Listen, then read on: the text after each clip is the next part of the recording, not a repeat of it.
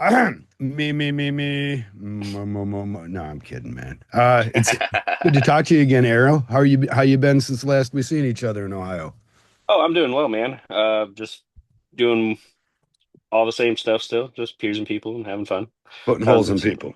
Yeah, You pretty much. you mind giving us an introduction of who Arrow is, where you work, and what do you do? I'm Arrow. I am a body piercer in Bowling Green, Ohio, at the Sanctuary Art Studio. Um, I've been piercing for like 15 years, and it's just one of those passions that I've had since a young age. And is Arrow your Christian name? Is that what we call it? So Arrow is my middle name. Okay, yeah. So they were planning on you being a piercer, or at least Dungeons and Dragons, like speaker, what the lead, they Dungeon wanted you Master. audio, video. Yeah, they had a plan for you somewhere, it seems. Oh yeah, definitely. My first name's actually Halen, so like Van Halen. So I just was destined for greatness, I guess. Right on. And how are we achieving that greatness?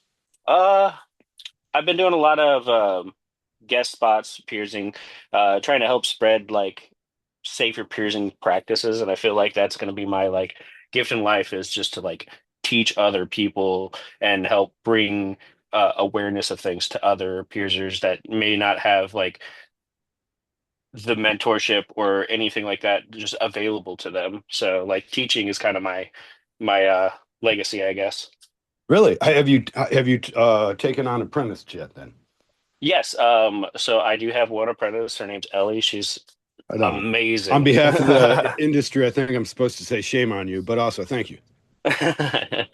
Yeah, I think she's going to bring a lot to the industry and help because she wants to do a lot of the same stuff and start teaching other people how to do like more of the like social media stuff and like help bring us old school people like into the newer age.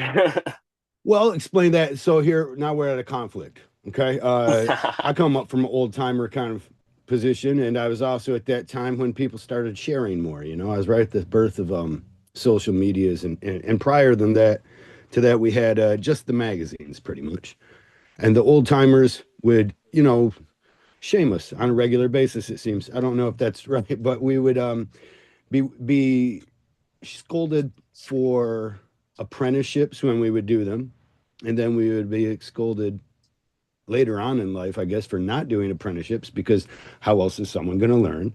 And then the old timers are getting mad when everybody's learning from YouTube. And you're like, well, we weren't supposed to teach anybody, right? And they're like, yeah, well, now they're learning. You're like, yeah, it's the same way I learned, actually. I had enough people tell me I couldn't. And then I was like, I bet I can. Now, when it comes to your own observation, you've been tattooing since when was it? 2000 and when? 2009, 2010, I did Okay. start off tattooing. I got away from the tattooing just because I feel like it's not my passion to tattoo, it's my passion to pierce. And like, so like back in that time where like the early 2000s, the later like 2010 area, you were still in that mindset of when you did an apprenticeship, you didn't just learn how to tattoo, you learned how to pierce too, or vice versa. Okay, yeah. It was one of the first things you usually learn because they were happy that I experienced. Because you're like, if the kid messes up a couple of earlobes, I can fix that easy, you know? But if he messes up a tattoo, I'm more screwed. Right. And the thing about that is even like with how far piercing has come now, we're seeing more of that like mentality. Oh yeah, we could like fix that screw up, not realizing that like there's a lot more to a piercing than most people Yeah, to be initially honest, understand. you really can't fix a screw up so much because that screw up is always there. You might pierce around it, you might do something else, but there's scar tissue. There was an entry and exit hole, and it was in the wrong place. Or am I wrong there? No, you're absolutely right. And not only that, but it can also just be like crooked or not sitting right, which could cause migration, which can cause more scarring, which could cause just a number of different things that can Well, just we're here in the make States. We're not big fans of migration. right. Tell those illegals to get back to where I'm just fucking. I can't help it. It's a broken screw in me.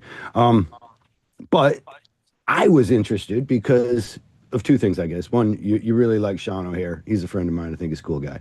I like that he does a performance end of piercing. And I've experienced, I didn't even know, like, I guess I wouldn't have known to call it performance art, right? But it is it's on the level. I've experienced some piercings, or not myself, but watching people pierce themselves on stage. And you're like, you can't argue. That's art. What they are Absolutely. doing is art. Marlo, uh, she used to do a routine where she would pierce herself on stage right through her rib cage, and oh, I can't remember the girl that's going around now with villain arts, but she is also piercing like through the bottom. Anyways, those are the crazy things, right? But one time we go out to a dinner, and Marlo is also working the dinner, uh, and she's doing the performance. We're just eating around a bunch of fancy dancy people, and this was their entertainment. Like they were stepping out, you know. Yeah, absolutely. What I seen from you is you did it on stage once, and that reminded me of a kid I used to, well, still love the guy, Rob Hill, who was a piercer, and he would make a performance out of his pieces, oftentimes just piercing somebody for that moment. They might only have that piercing in a ribbon or something like that. Sometimes, oftentimes, he would pierce two girls together, and then they're like that for an hour or so, and you undo them. Yeah, absolutely. That performance you were talking about that I did was a few corset piercings over the course of a few days at one of the conventions up in Michigan. That was a lot of fun. We And don't that see those was much anymore. Yeah, and I was trying to bring some of that back, some more of Okay. that like play piercing style of thing. So we call them play piercings because they're not permanent. They're not something that's like a viable thing that's going to last a long time. You know what I mean? That they're prone to rejection. They're prone to Hmm. like too much extra stuff. So it's more just like a show piece. And I think those do really cool at conventions because like it gets you out of that like, oh, that's a lip piercing, that's cool, or that's a nose piercing, that's cool. But this is like, oh, you don't see that every day. And not only that, but a lot of people don't see like the demonstration of it. And you were giving the demonstration. You were on stage doing these piercings. Yes, and I also have to give a shout out to Malibu. He was there doing it with me as well. So Right on. Malibu works with Sean O'Hare as well at what is it? Body Temple? What is it? the Church of Suspension and Church of no Suspension. gimmicks needed suspension. Well, that's still kind of a gimmick. Okay, none needed, but I see him using it. Yeah. Don't lie to me. I seen someone up there in a Pegasus hat. That's not a gimmick. Come on. I watched the Skittles commercial. I know what qualifies. Right. Moving on. Yeah. So, are you interested in developing more of that? I guess there's a whole world of these performance artists, and I know this because there's a whole world of artists on Instagram that they'll photo or film themselves doing a painting or something that might be considered a normal art, and then they will have it as though they're looking over their shoulder at somebody that's doing some crazy performance art, and I don't know, they'll make a comment doing art in 2024. But what I see is like I'm always more interested.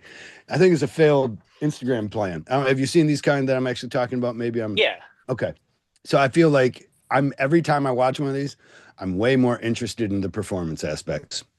Yeah, and I think that's the biggest self-expression is that the act of doing it because it shows that the artistic side of it, the emotion behind it, and the fact that this is still a person doing this and it's not just like this robotic thing. It's there's a lot more that goes into it than just basic stuff, you know?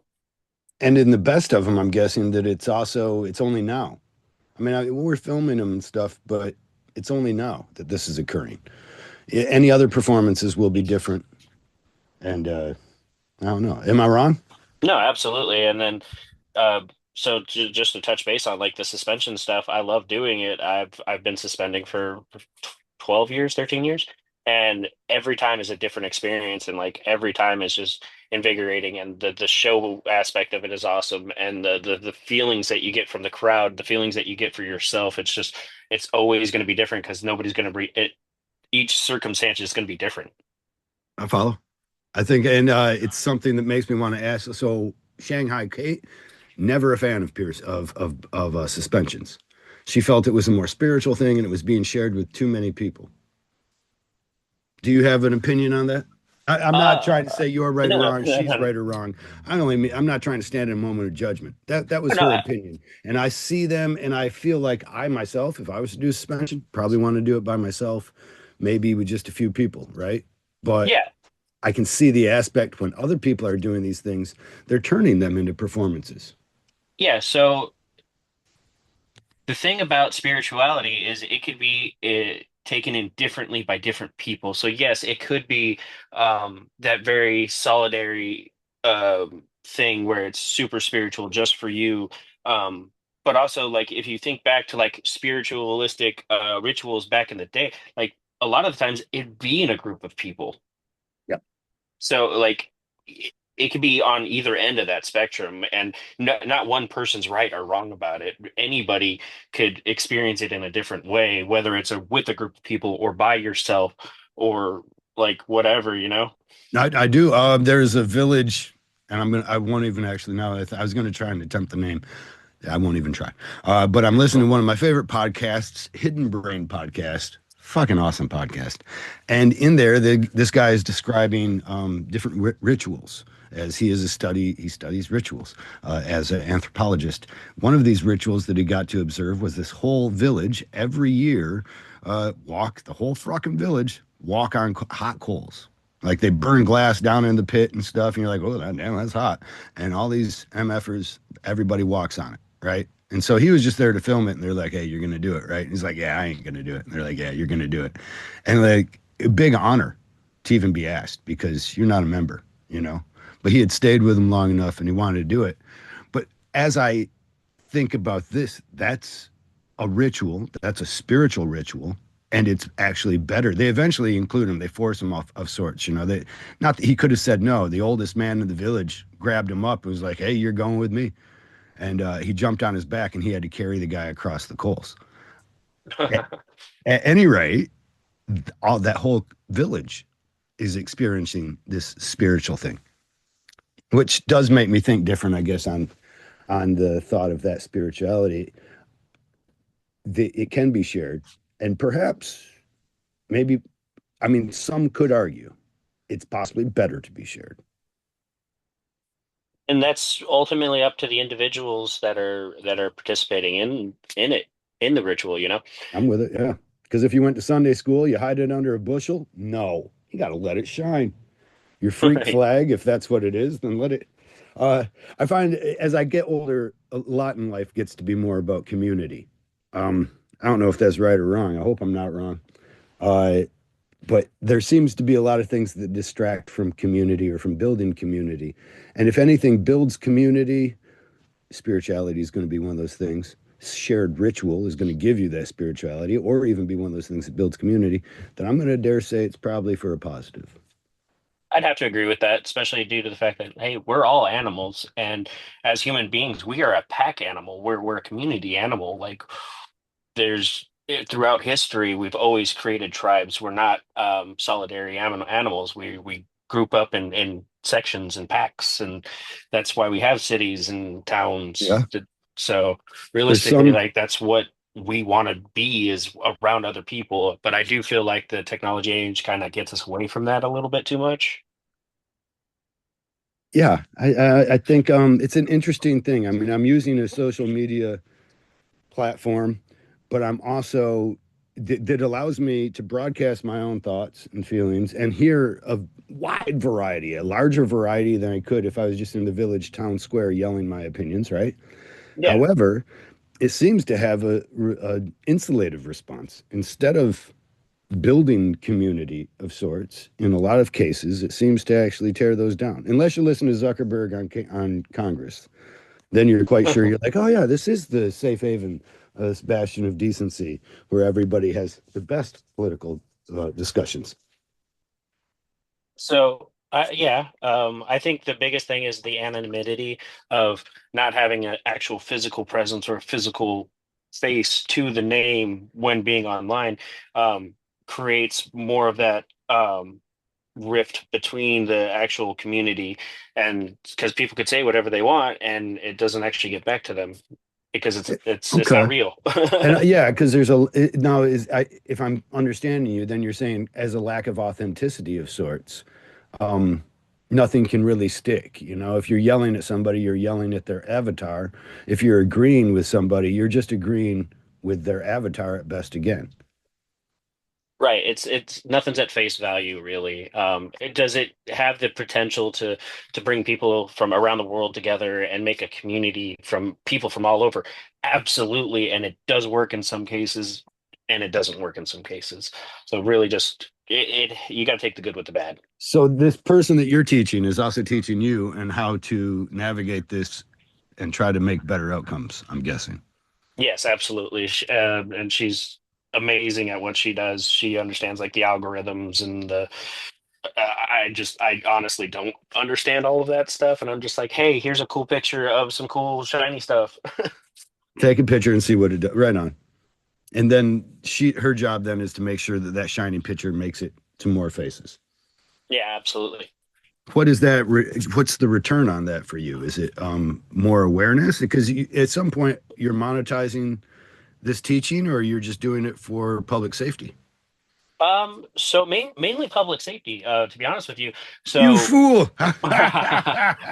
I'm not worried about that kind of stuff, to be honest Okay. with you. I make good money to being a peerser, and that's Mhm. fine. But if I could help everybody just that I come in contact with learn a little bit more about what they're doing and make it a little bit safer for the general public, or even make the general public have a better understanding of what's getting done to them, I feel like it's going to make things a lot better, and it's going to just create more positivity towards the industry as well. Which then you'll hoping to get a windfall of clients that are informed. Yeah, because The then worst they're kind not of going to go. inclined. I used to think that's what I wanted, and now they come in all telling me way too much. You have to unteach them almost now.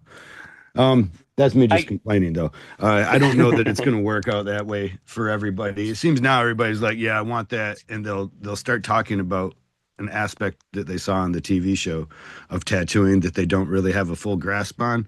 But now you can't convince them that they don't have a full grasp on it. You know, and now you're just like yeah. arguing with somebody about what will or will not look good until eventually you show them, you do the tattoo, they get it the way they wanted, and you're like, see, Right. And that's where like I'm not trying to teach them like the artistic aspects, but the safety aspects and like the making sure you're taking care of things properly aspect versus like because you're never going to be able to explain your artistic methods to somebody who doesn't think that way or have that artistic thought process. when you say art, you mean like the aesthetic for the eye, for placement, or for the process of doing this tattoo is an art for you too. All of the above. Okay. Like every aspect of the artistic side of it is not something that you could just verbalize into existence for somebody that doesn't understand that kind of art. I think I get it because we had a running joke for a long time, and I don't know that it's ever been wrong though or disproven, but that Rob Hill, as part of his artistic process, he would always set his nuts somewhere on the person he was tattooing. It wasn't a sexual harassment thing. It was something about getting the centers of gravity together. Um, Man, that doesn't sound right. It sounds like I'm No, it doesn't. there was something about it. He would have to almost be touching them. This is something we noted. It was our boss that eventually just said it's always his nuts, but that was more because he was always wearing a kilt. But he would have a portion of his body, oftentimes in his limbs, touching somewhere around their hip. I think almost. You know, what I mean, like he would climb a bit on them. But I believe that it was for his communication with them because he also tried to time his breath with theirs and then pierce on certain breaths and do the whole thing, you know, with a really Hmm. calming kind of a thing. And I think that touch became a part of his process. But we were talking about keeping people safe, and that one me I want to discuss regulations with you either. I mean, you came in when they were for Michigan, I think 2006, 2004, something like that. They were coming in. Did you guys Hmm. have regulations for piercings when you came into the industry? So regulations are always changing for sure. There was some. I actually got my start in Las Vegas, Nevada, where there's a Okay. lot more regulations than a lot of the most of the country actually. So like out there, you have to get what's called a body art card. So you have to go to the health department. You have to show them a tuberculosis test. You have to show them your shot records, and you have to take a 100 question test on lighting, on aftercare, on processes of tattooing and piercing. So there, it goes really in depth out there with And the you've traveled, regulations. so you're familiar with many other states' regulations, I imagine. You find that Las Vegas stands above for what they ask their artists to do. I feel like Southern Nevada does tend to stay pretty high. There are other states that are even higher than that, of course. Um, I think Florida has some pretty decent regulations as well. Yeah, but they can I'm not as suck sure a on time. dick. I don't know if that's true. I just got a call from them today because, and I was worried about this when it first began. They have a yearly. They don't have temporary licenses, and so Right. they offer you a yearly license. And then what I found out today is that they charge you a late fee for not renewing it. So they called me today with a late fee that I didn't renew. I'm like, I was there for 3 days. Right. So like that's what I was concerned about. The problem with buying a year's license. And it was relatively cheap to buy the year's license, but now I'm not making it back, and they want to charge me 25 for not setting up. But whatever. That's my. So here in Michigan, the regulations are pretty scant. And when they first came in, they convinced us that was going to help us compete because it was going to get rid of all the scratchers tattooing out of the houses. And within the first couple of years, it doubled in price each year, and I didn't see a single scratcher go out of business. Yeah, no, that's never going to be the actual case. That's they're always going to be around. Yeah, the bureaucracy of I was like, so explain. So you guys have an enforcement that you're, yeah, we're going to enforce, but they just want to enforce it on the people that actually apply for the testing, or which needs to be enforced. But man, it'd be nice if it were enforced across the board, because the real problems I imagine with piercings is the same. They're coming out of the trailer parks and the kitchens and the Yeah, and unfortunately, even for as long as I've been in the industry, like I've heard this a million times. Well, you're just poking a hole. Not really. There's a lot more that goes into that. But well, why don't you uh explain? Because I laugh knowingly. I used to pierce, and then I got out of piercing because it is a lot more than just poking a hole. oh Um, yeah. and so It, that's my understanding. Explain for those that might not understand some of the things that might go into it. Then, Oh yeah, so you're working with all kinds of different tissues, whether it's like mucosal, where you're going through all of the layers of skin versus like tattooing, you're only going into that like top part of the dermis. With piercings, you could go through not only the epidermis, the dermis, the subcutaneous, the meat of of behind it, and then again going through those three layers of skin as well. So you got yeah, cartilage, you got like all kinds of different like types of tissues that you're working with. Some that don't bend like your earlobe is a very malleable spot.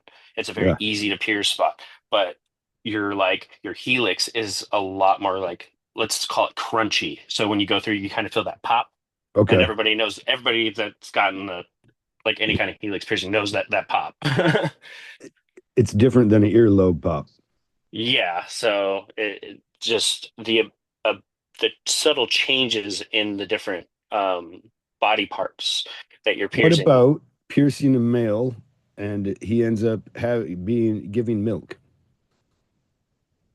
Is this something that could be avoided with proper understanding of the nipple?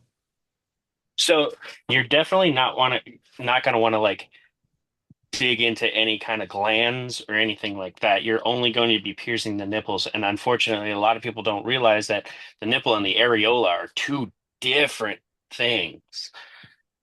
Okay. And Because so I've like seen this, right? Where a man is end up almost lactating, like colostrum or something comes out for years mhm. sometimes from an improper nipple piercing. Yeah, and that's going to be like caused by a number of different things, to be completely honest with you. But like the tissue is a very sensitive tissue, and that's why you want to pierce it correctly. You don't want to go super deep. You don't want to damage the breast tissue. Because let's face it, like we're going to call it breast tissue because across the board, it doesn't matter whether you're male or female. It's all just breast tissue, areola, Right, nipple. right. Well, certainly not once you start giving out milk. Then you're just like, I don't know. Actually, so I'll admit that was me. I got my nipples pierced all kinds of crazy when I was a kid, and it ended up with all kinds of I did my first nipple piercing on myself, and then that hurt. So I had a friend of mine, this girl, she did it for me, and again, and then man, so many mistakes because back then it did seem like it was just a hole, but years and years of problems as a result until eventually I just have big eraser sized nipples now. Yay. Well, No and that's the jewelry. thing is like just like how tattooing has come a super long way over the last 20, 30 years, so is piercing. We got our start back in the day like at the gauntlet as like fetish stuff is like even before that was the Hmm. big thing with piercing is it was a fetish thing. And that's why people did it was because they're like, oh, this gets me off, you know? And it's just evolved into just more of a mainstream thing. And going through the years, more things becoming more mainstream, like nose piercings or lip piercings or tongue piercings, whatever, and got away from that fetish side and became more of an aesthetic thing. Yeah.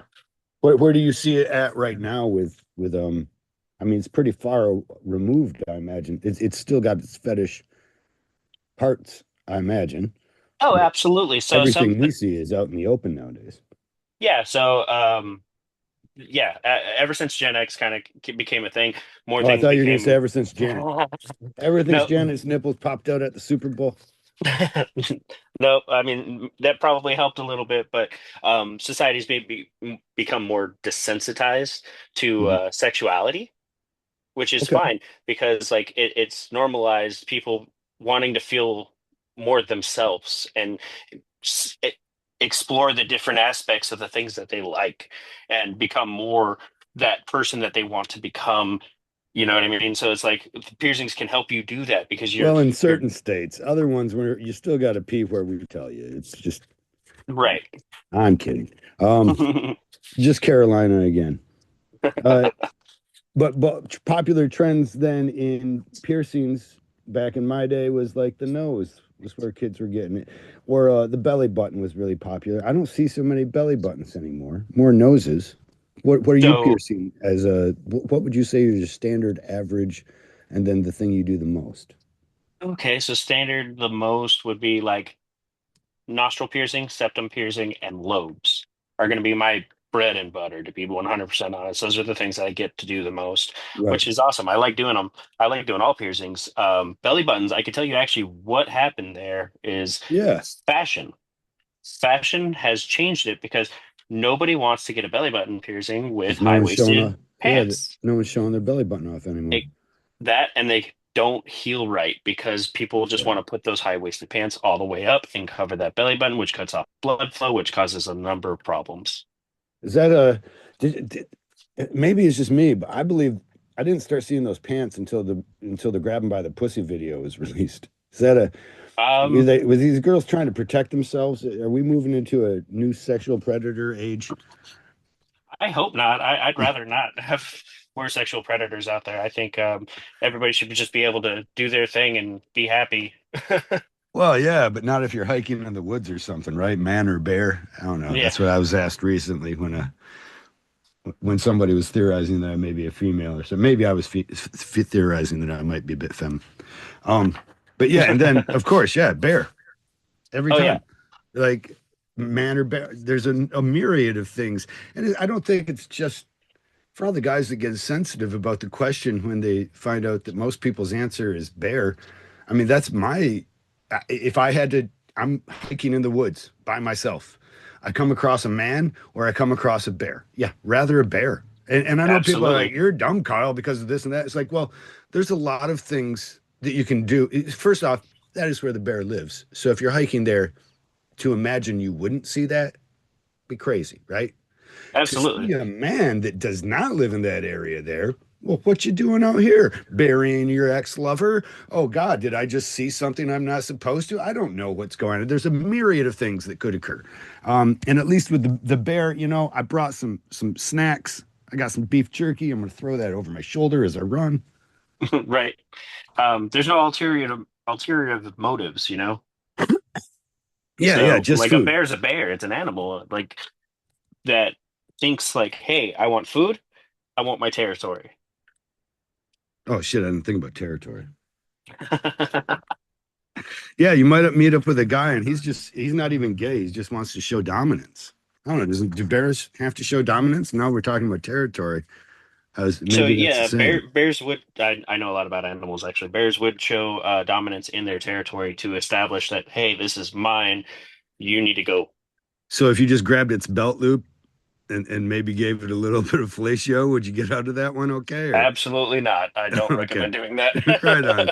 It's like I'm somebody's bitch now. That you ain't going for that one. Huh? Why do you Probably know not. so much about? Well, your name's Arrow, Van Halen Arrow. That's why you know so much about animals. I just I think animals have more of a pure look on life just because they're just them. They live their life and they enjoy it. Well, they Um, didn't eat from the tree of the knowledge of good and evil. exactly. So therefore, um, that's why I've just always been super interested in animals, and it's something that just always piqued my interest as kind of a hobby. Yeah, they're gonna kill you, and it's not bad. No, Completely it's normal. there's no ill intention towards it. They're not doing it just to do it. It's either you are a threat to them or your food. Or interesting, and they just want to play with you. Am I wrong? Like there's also bull sharks, and I mean Yeah. sharks are sharks, but fucking bull sharks, you know? They're just like I don't know. I feel like if they had throw toys for bull sharks, they'd probably be a lot better companions. A lot people, less people would lose limbs. Right. More of a curiosity with them. Like, what is this? Yes. Yeah, yeah. And then well, I'll take a little nibble. This I got bumped in the ocean. I don't think it was a bull shark necessarily, but I knew that it might be. We were out in Miami. Miami is the most beautiful place in the world. The you can see underneath the water, this gorgeous oceans there, and you walk down the beach and you're just watching the moon, and then you start to realize that every I don't know 40, 50 yards, there's a couple out there fucking, and you keep walking until eventually you look at your wife and well, we're in Rome, do as the Romans. So you go out there and you start fucking in the water a little bit, and then something bumps into your leg, and so as not to cause a panic, you say, "Yeah, I think we're probably done, right?" And Mhm. then when you get out of the water, you explain, "Yeah, something hit me hard enough that I thought, my foot might be on the menu." I don't know. That's me talking about bullshits. Foolish. Right. Arrow, your parents named you as though you were going to be in a Napoleon Dynamite film. I mean, I could see that. Okay, right on. Is that caused anything interesting throughout your life? Never gained a nickname. That was never really a thing. It's just like, how do Oh, you give this kid a nickname when his name's Halen yeah, or that is Aaron? true. Oh my God. Your parents, they have do they lament that for you? They come up with nicknames for you at home? My dad always called me shithead. Oh yeah, no, they don't. But uh, I can't really go anywhere without somebody going, "Oh, that's super cool that your name is Halen," or like try to like talk to me about Van Halen. And are you a fan? Oh yeah, absolutely. Okay, right on. They're a good band. Hard not to be a fan. Yeah, I saw them in 2010. I want to say it was, Holy but pricey ticket, Batman. yeah, I was. It was actually a tip for a piercing I did. It was really cool. Okay. Even then, it was like $100 fare, Yeah, yeah, it sounds right there. which I'm told nowadays is a small price to pay to go anywhere. Everything is $100 or more. I'm told, but Oh try man, not. absolutely. Can't even go to the grocery store and get groceries for under $100. Thanks, Biden or Trump or one of them. I don't know. Thanks, people. Thanks, inflation. Yeah, I Thanks, think Obama. inflation would be the one. Well, it depends. Depends on who we want to be mad at. That's why I don't even know where I stand anymore on it. Because anytime you start to have a belief, someone else is like, "Oh yeah, what are you basing that on?" And then they start to show you that it was all sand or something. And you're like, "Well, it was sand because the foundation was, you know." It's just always shifting sands. It seems to be inside of the world today. It's all shifting sands. It's this rich person's view and that rich person's view, and the people fighting in the middle. We're all just the sheep. I know Yeah, they pretty say much. lions not sheep is like this thing that I see in a T-shirt occasionally, and there's a few things I think on that. Number one, that it's hilarious, um, because it's fucking you're humans, right? Right. But okay, right on. Lions, right on. We're going down to a lower life form. We're going to be the lion, the most gay animal that exists. But no, that's cool. I mean, I'm not judging, but I always thought that you were. And then there's the idea that the lion's as a predator, and it says not sheep. And you're like, so would that make everybody else inside of America the sheep? And you're the predator of them? We need some shepherds. That's what we're gonna need. We're gonna need some shepherds, not lions. How about that? But yeah, I don't know. The shifting sands that is I'm beginning do I get worried? Every day's worried actually. I should stop because it's just my anxieties go off about this stuff. And then by the end of the night I just tell myself, well, you know, it used to be worse. You know, they used to not even you were a slave, Kyle, back in former life, you know? You didn't have no opportunity. You lived hours for the rich people that controlled your fate, and little has changed. Nope, it's just been a little more comfortable. Well, a Yes, lot more comfortable. yes. Trading love for luxury is one of my favorite reggae songs. Has the lyric that always intrigues me, as though it maybe it is maybe there is something there that we love would be community and luxury are those things that give us the idea that we don't need community. If I'm comfortable enough, I really don't care how anybody else is doing. But I can't be comfortable if I'm watching somebody else suffering. I'm going to need some darkened windows. I'm going to need some shades. I'm going to need, and eventually we're watching the world through through a tablet. And unfortunately, that's kind of where things are going. And more people should realize that there are people suffering out there, and even doing something nice just randomly is always going to kind of help What move do you that find towards a better yourself directions. when you're feeling bad and you want to feel better? What are you finding yourself doing? Nice. Whether you go and pay for somebody's lunch, or if there's somebody homeless out there, just invite them to lunch, man. Like, go hang Oh out with them. God. Like, hey, bring them with you. Like, hey, man, What you if want to go that's a grab lunch right over mistake? here? You I don't want to mean, learn that one the hard way. life is full of mistakes, though. Like I won't be doing that again. Meet a guy in Cleveland. He was he was a big fan of. See, it's not that, and I do agree with this. I'm not trying to, but I do know that you can find yourself in a funny situation sometimes. I interview this kid in Cleveland that just he loved meth. Boy, did he love Oh meth. man. And he would tell you about it. And so I'm like, this guy's awesome because, you know, I like honesty. And I've always found cocaine, like, was my thing. Like, I love cocaine. I don't do cocaine. It keeps me from going to heaven. And I don't want that because God's going to have the best cocaine. You know, I can wait. There you But go. meth is that fucking thing that, like, it's this pure demon drug. And so I'm interested. I'm like, tell me more about the meth. And yeah, he did. He was but then I find myself in that conversation where it was during COVID, and as my interest is there, the the guy is just closer and closer to me. I keep turning my head like, yeah, I'm not trying to die right now, bruh. And he thinks I don't know. He might have think I was propositioning him. I think he thought he was going to make some money for that next bit of meth, and uh and it might just be a salty one in the mouth. I don't know. Uncomfortable. That's what I'll say. Be careful which one of the bums you take to dinner. Right. Well, I'm not saying like have them hop in your car or anything. It's like if there's a place nearby or something like that, like it's walking distance for them, like, hey, meet me over here, we'll have lunch.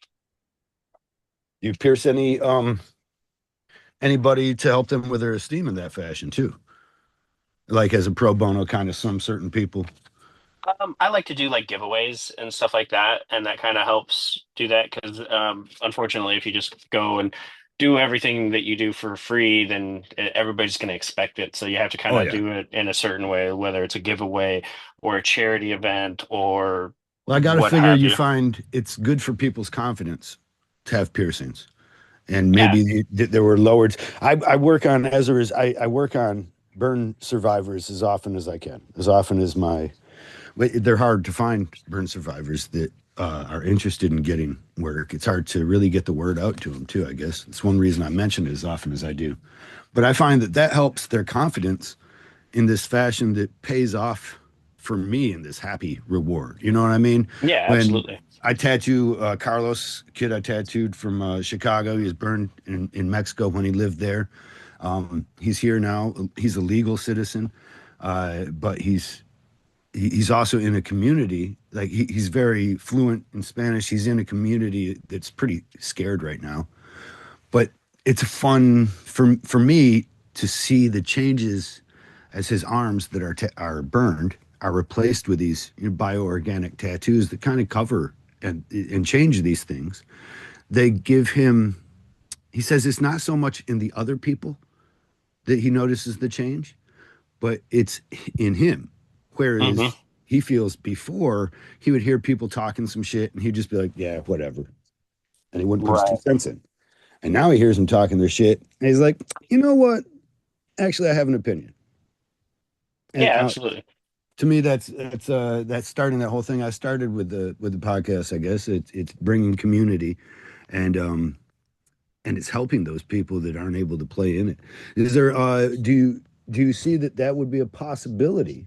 I know that you're saying pretty much that you're not doing this. I'm wondering if there were groups of people that you could see benefiting from piercings in a similar fashion. Oh, absolutely.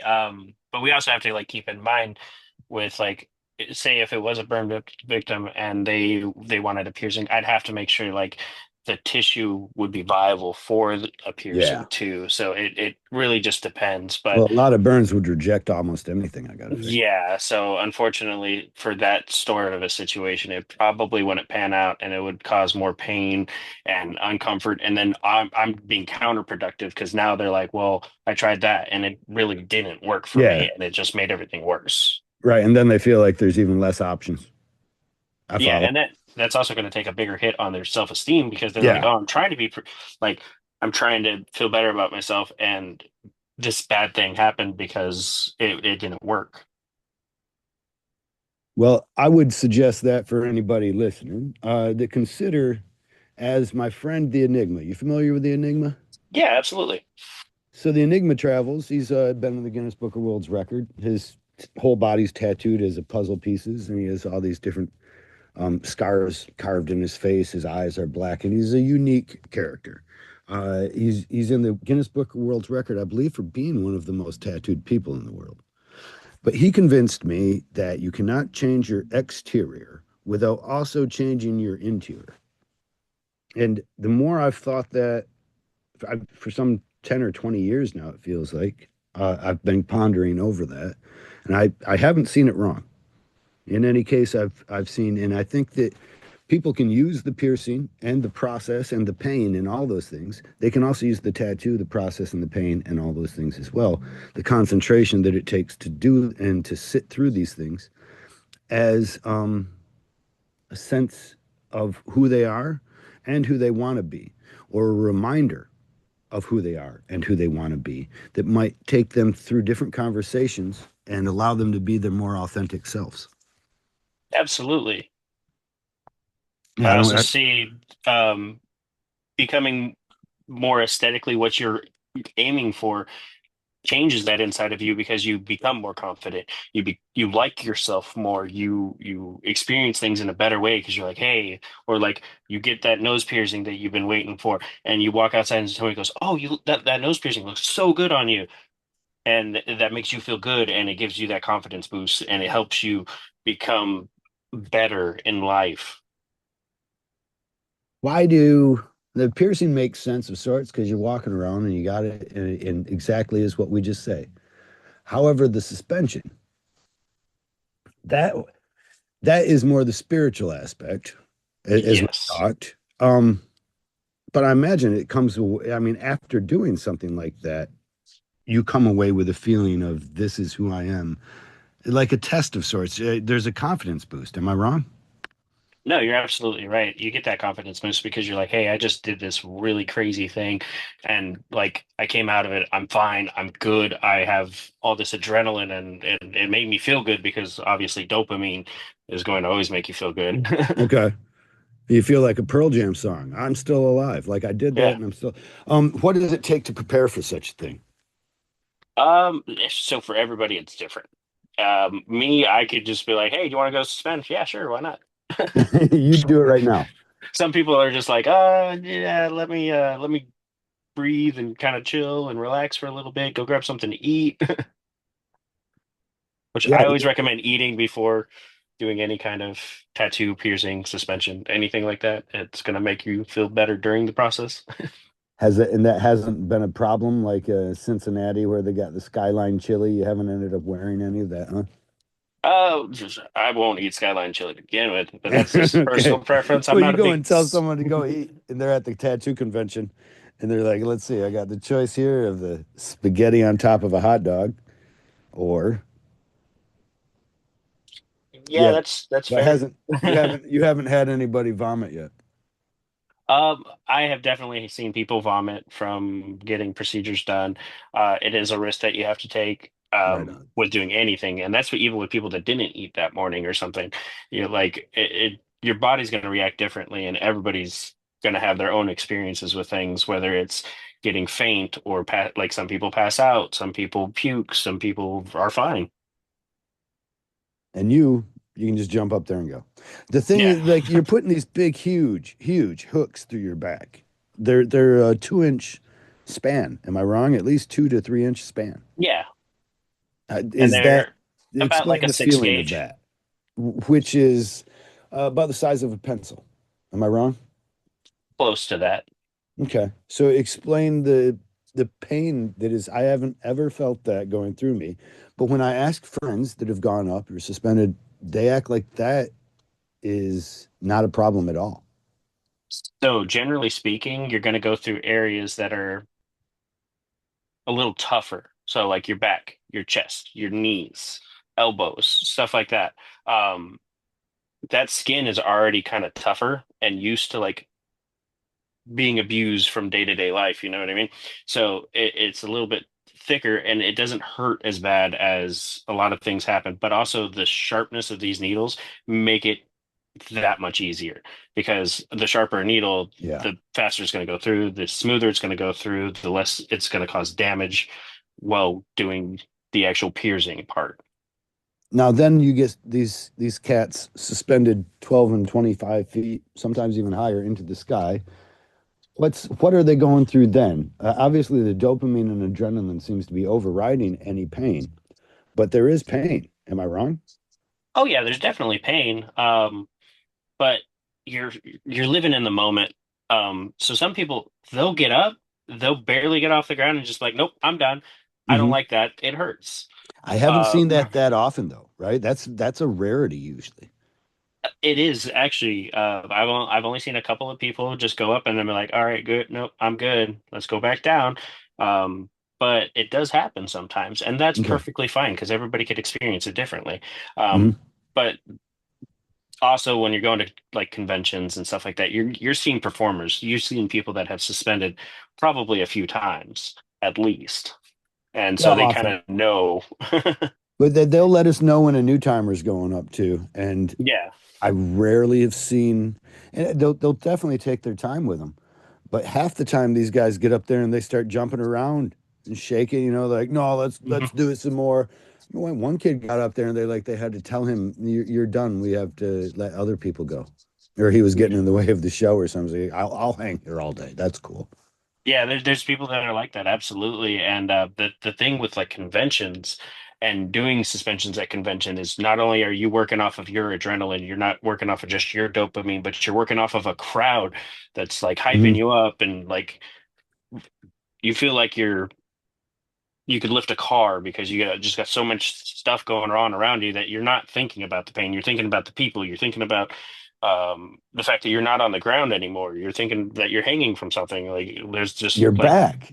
you're Does that realization come to you, and then you're like it passes just as quickly, or Yeah, pretty much. And then it's just like your brain is just one thing after another, after another, after another for a lot of people. But also, like for me, it stops all that background noise.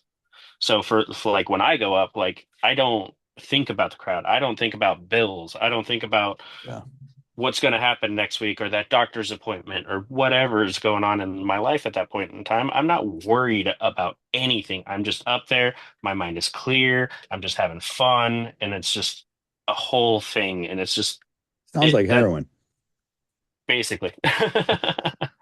You make it sound as attractive as heroin. All right, maybe that's why I don't do it because I'd be scared I'd enjoy it too much, which is the same as heroin. Yeah, it's one of those things, but at least with this, it's a little less life-threatening. Oh yeah, yeah. Fuck, there's I'm trying to think of the downsides.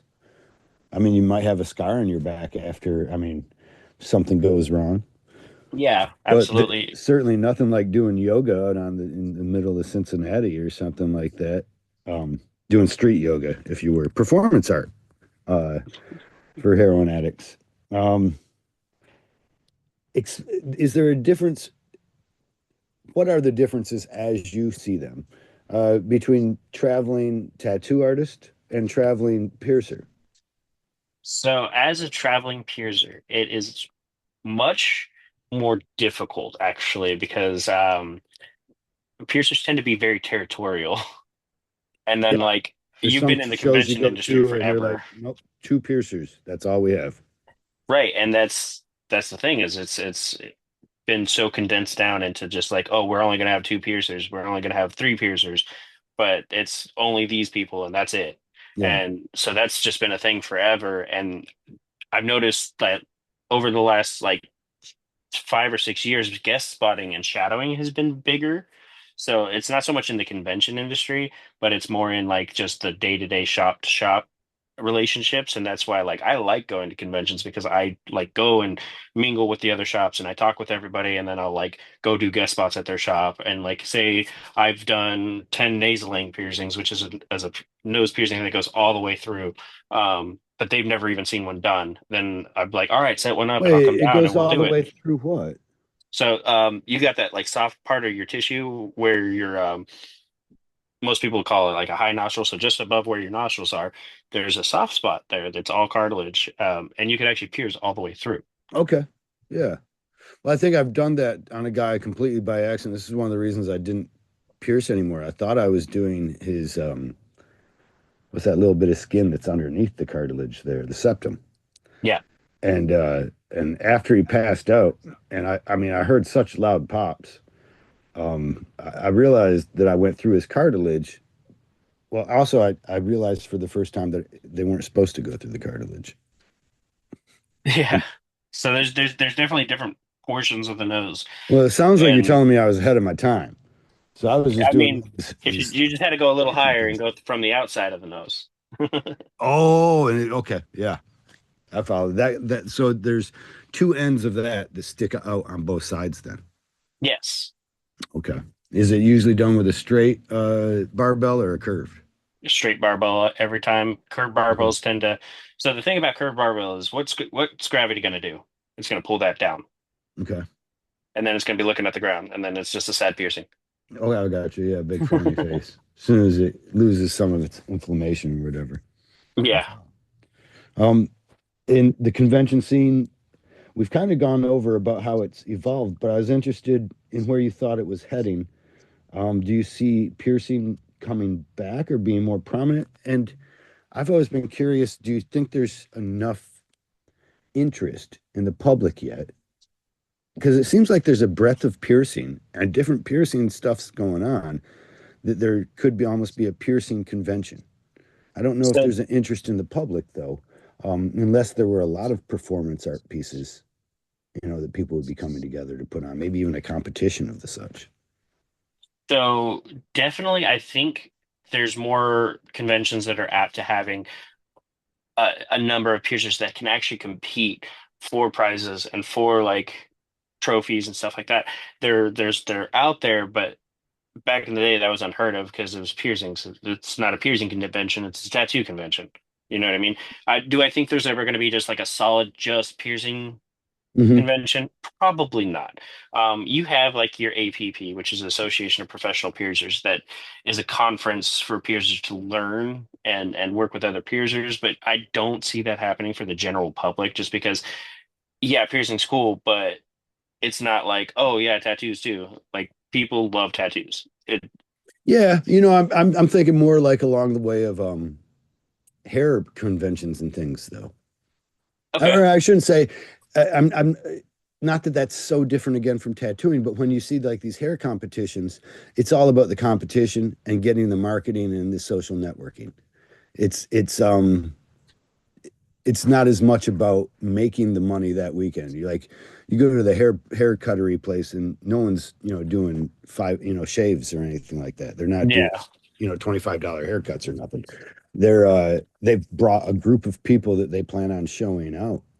I would wonder if there wouldn't be something that could create the community is an artistic community. And Oh, so with the absolutely. right amount of money, this is my stupid idea. Now I'm dreaming the future for you.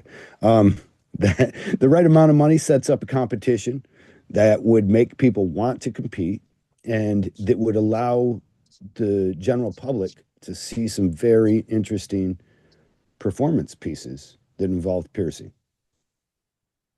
Oh Uh, yeah, absolutely. The thing I've noticed though is like in tattoo conventions, even when we're doing like corset demonstrations or suspension or what have you, they don't tend to like any tattoo convention really doesn't focus any advertisement towards that part of it. It's all about the tattoos. It's yeah. which the, no offense to tattoo artists, you guys do great work and amazing stuff, but having a little bit more light shed on the piercing and the art like the artistry of the demonstrations that we do, I think would go a lot further in the industry and in the convention scene if it was just a little more out there for people to like know that it's even there. There's one point to be made there that even marketing is its own.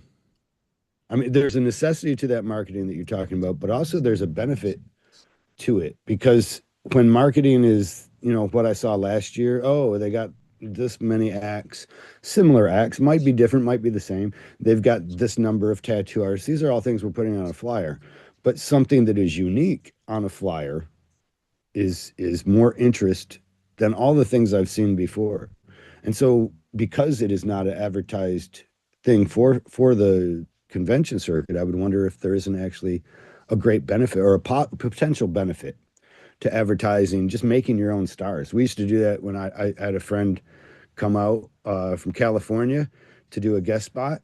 And so, and he was on a billboard once. He did an acting thing. And so we told everybody that he was a famous actor. And we was like, hey, famous actor. He does tattoos too. He's come out to guest spot. And we weren't lying. The level of fame was what was in their head. They were like, guy owns a yacht. In our head is like he was on a billboard. But somewhere in the middle was the truth. Well, I guess actually somewhere on he was on a billboard was the truth. However, the future goes on. And guess what? He's been in a couple of different movies now and he is doing acting roles. So I also like to think that we made that happen. Right. And that's where like the guest spotting thing is cool because like you throw it out on your social media for a shop and then be like, hey, this person's coming here, then it makes people go, oh wait, I that like that's an awesome thing. They must be really cool. They must be this, they must be that. And then it like it mark do the Yeah. same thing at the convention scene by doing that. And Because we are sheep, as we pointed out to ourselves yeah. earlier.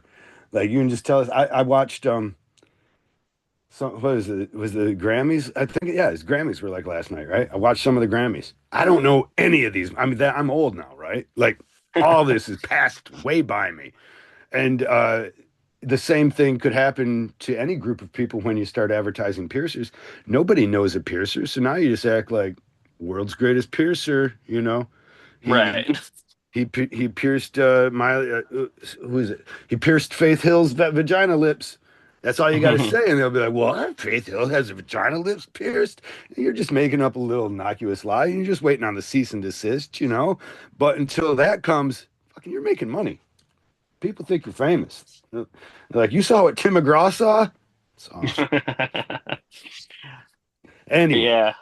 No, absolutely. Like, I just peers my buddy, and he's in a band called Hotbox out of LA, and they're from Israel originally. And dude's cool as hell. I did an eyebrow piercing for him, and then like a bunch of people were like, "Oh, you're piercing like musicians and stuff." I was like, "Yeah." damn straight. That I had a friend of mine would always take photos of himself with different stars that he happened to meet, go to concerts and meet and stuff. So he'd take these photos with him, and then he added that into his portfolio. And I felt that my portfolio was better than his. And we were in, I think, Houston so long ago. And people would look through my portfolio and they just kind of, you know how terrible people are when they're looking through a portfolio. It's like they don't realize that that's like everything you've ever loved in the world. And they're just not even looking as they turn the page, they're just looking around, you know. They'll look down occasionally and just keep going. But when they would look through his portfolio, they would stop on all these stars. They're like, oh, look at Willie Nelson. Look, he tattoos Willie Nelson. I'll talk to him about a tattoo. Yeah, because it's whatever catches the eye and breaks the monotony of what's going on around you. Yeah. Is that what we're doing, anyways? Are we just escaping the banalities of life? Are we trying to forget that we're all going to die? Is that why we're getting pierced? Maybe, but at the end of the day, if it makes you feel good, then Really? that I love murdering puppies. that's terrible. You said it. You just said it makes me feel good. I get to do it. I'm kidding. I love puppies. I would never even, why am I even joking?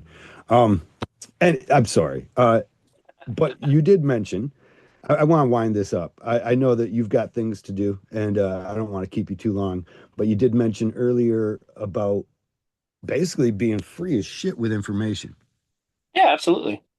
which I'm sure you also know is like it was frowned upon for several a year. Oh, absolutely. But the reason for frowning on it was never necessarily held up with good thought. It was typically you're going to let douchebags into the industry. Well, I've been traveling for a long time and they're here. I don't know that I feel as though they might have always been here. So I don't know if that was one to argue against, you know. Um, Normally, it was the douchebag doing this. What that was saying that you can't share information. often, very often. Some of the very worst ones were that can't do that. And then you end up working with the guy and he's putting rubbing alcohol in your black ink. Like you don't know why, it's stinging everybody and none of the tattoos are holding. But at any rate, what I wanted to get to was what advice you might have for new piercers that are entering the industry. Research. Always do research and like Oh man, you're reaching gonna send out to everybody down a people. YouTube wormhole. They're No, gonna no, come back no. storming the fucking Capitol. Jeez. Are we ready So for this? They're a bunch of flat earthers now. You just did that. Everybody thinks we live in a dish pan. no, I'm not saying that. I'm saying like there's all these piercing companies out there, like Hmm. Stiletto or Invictus or Juniper, Buddha, all these like places that like sponsor piercers, right? So like that's just some companies that I could just throw out there off the top of my head. Um, but like I'm a protein piercer for Darling Body Jewelry, Stereo Wash Aftercare, and Stiletto Piercings, which all of us want to help other piercers be the best that they could be. So we're always going to be like answering questions to people and be like, there, if somebody's like, "Hey, how do you get your noses so straight?" And be like, "Oh yeah, do you use bevel theory or do you use this or whatever?" And like throw some Bevel information theory. their way. Yeah. So bevel That's the real theory thing. is a whole thing. Yes. And this is then something that you can. So I mean, my next thing is to ask you about upcoming project collaborations and different things that you might be able to plug. But that's where we're at right now. Basically, you're also saying follow these. Did you say Stericare? Like Is it Stereo Wash. Wash? Okay, and then also, what was the piercing company? You Stiletto, right? Stiletto, yeah. So Stiletto Piercing Supplies, they do all disposable tools, which is a really cool thing for like moving into the Yeah. future. And like disposable tools is kind of like where I'm going with my career, just so it's less reprocessing, less just footprint on things, Hmm. less chance of cross contamination. Like I'm not saying that if you repurpose tools, you're going to cross contaminate. I'm just saying there's less of a chance because disposable tool has never touched a person. Well, what about all the yarn heads crying about the environment? These disposable tools biodegradable? There are a lot of biodegradable tools out there. Really? I figured there might be. I wouldn't have asked that question if I did. I was like hoping. Yeah, no, Uh, like there's definitely a lot of biodegradable options. you're like, nope, they all end up in the Indian Ocean, though, Kyle. You'll never see them. No, not the truth. But so Stiletto has a lot of information for emerging piercers as well as I believe what you're also saying, right?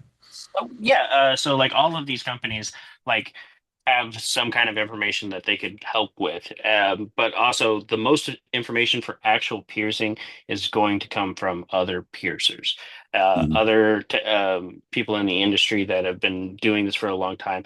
And then once you get in an apprenticeship or like try to go to like the Association of Professional Piercers conference. You're going to learn a lot of cool stuff. Or like, I'm not saying like it's the end all be all to be an APP piercer or anything like that. But I am saying is there's a lot of good information there. Go check out the safepiercings.org website. Go check out like all of these different things. There's people like Ryan BPA who does like a Patreon that talks about piercings and stuff like that. There's just a plethora of information out there that is available to any up and coming piercer. Just and you kind of need to know where to look for it, or you're basically saying these places are where you Uh, start yourself. so there, hmm, I think you there's pretty definitely much. just kind of anywhere like even checking out just different locations in your area, going What to the about different shops. when a piercer sucks and he's wrong? This has to happen. I get into tattooing. I used to want to know, how to tune up my machines. I asked a hero of mine how he tuned his machines. He was tired of answering that for a bunch of jerks like me that I was just bother his time and say, hey, how do you tune a machine? And he handed me he said, buy this book actually. And he said, this book has everything that I use for my machines.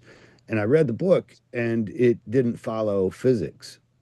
And there was parts of it that were like made up, and not that it wasn't a science that this person was able to use or that other people would be able to use as a guideline, like this is a starting point, this is where you could end up, but it wasn't a scientific process that gave him his opinions throughout it. And you realize that reading the book.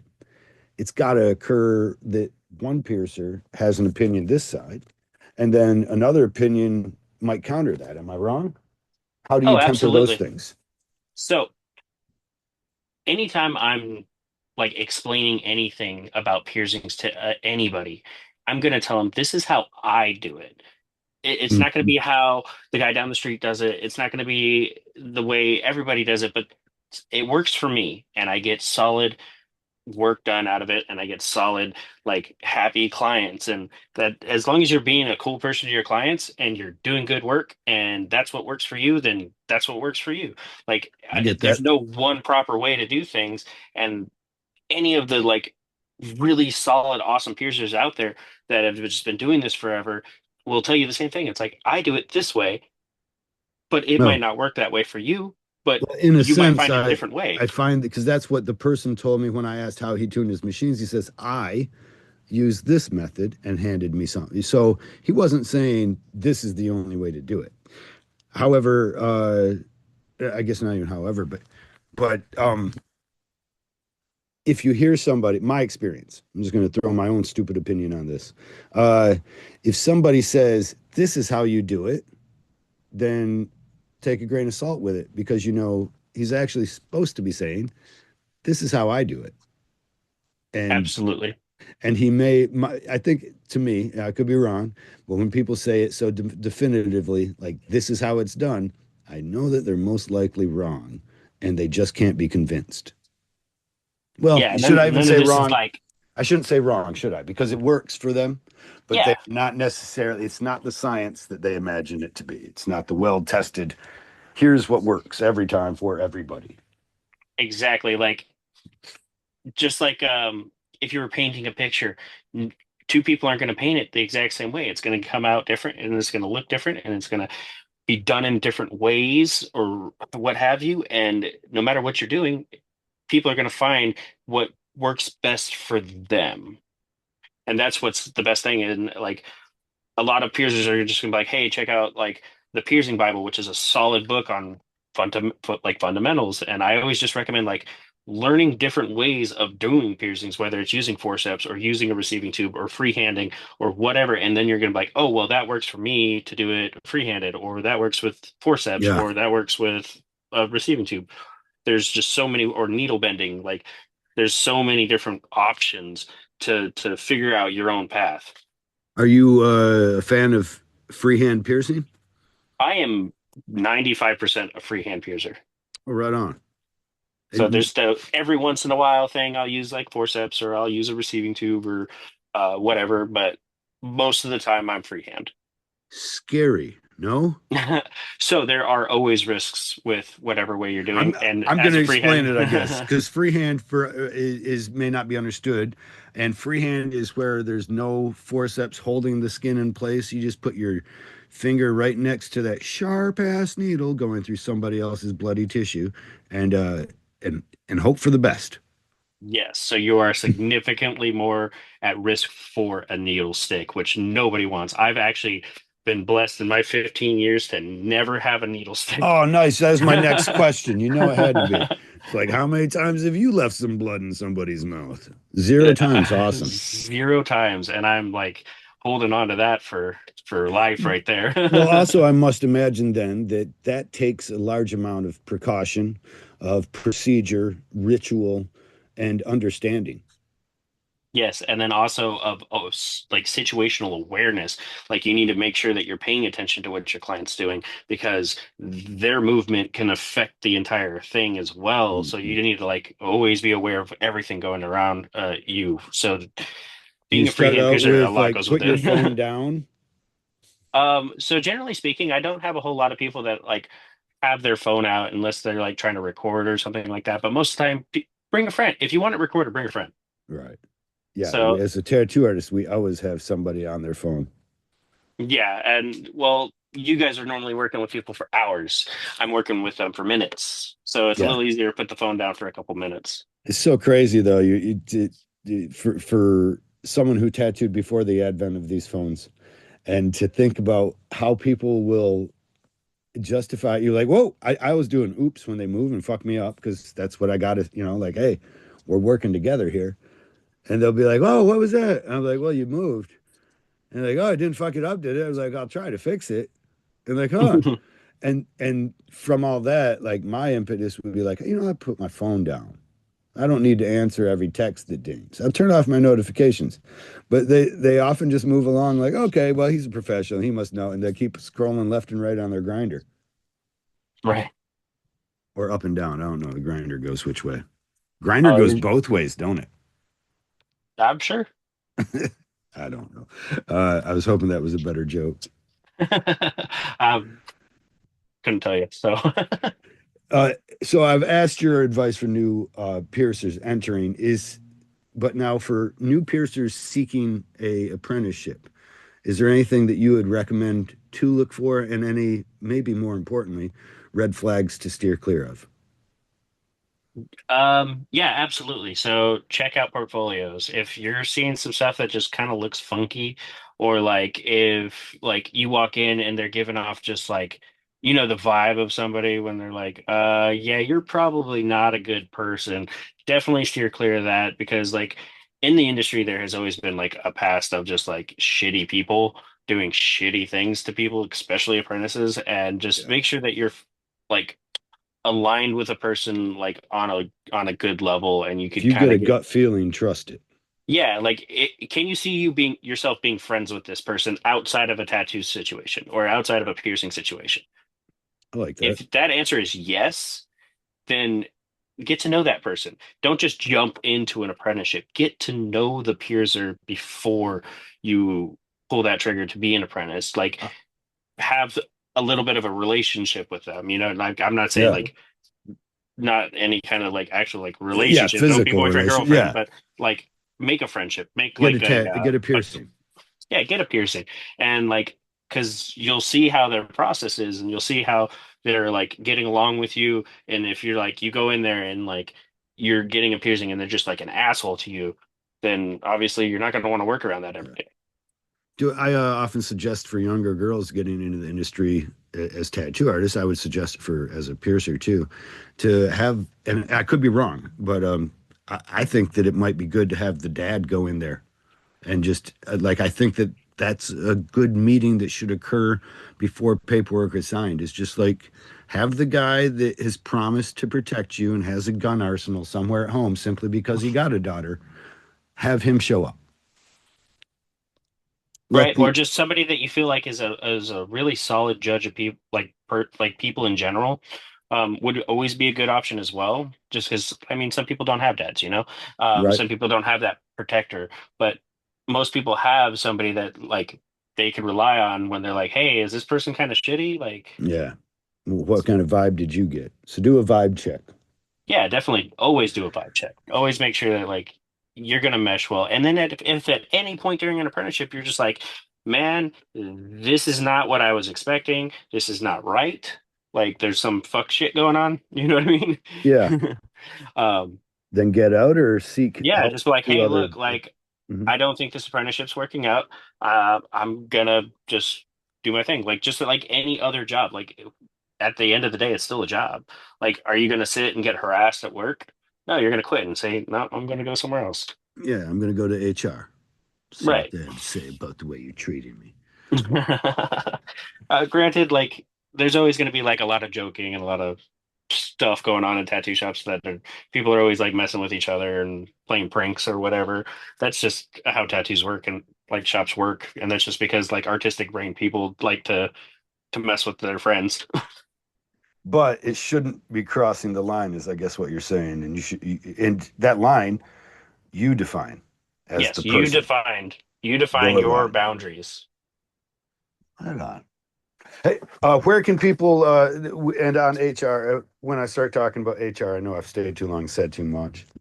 So help me direct my listeners to your social media, if you would, before I let you go. Yeah, I'm Piercings by Arrow. On Instagram, it's Piercings by Arrow, but the O is a zero. And then on Facebook, it's just Piercings by Arrow. Well, with that, thank you very much. I appreciate it, Arrow, and I Yeah, look forward absolutely, to man. seeing you on the road, brother. Definitely. I'll catch you later, man.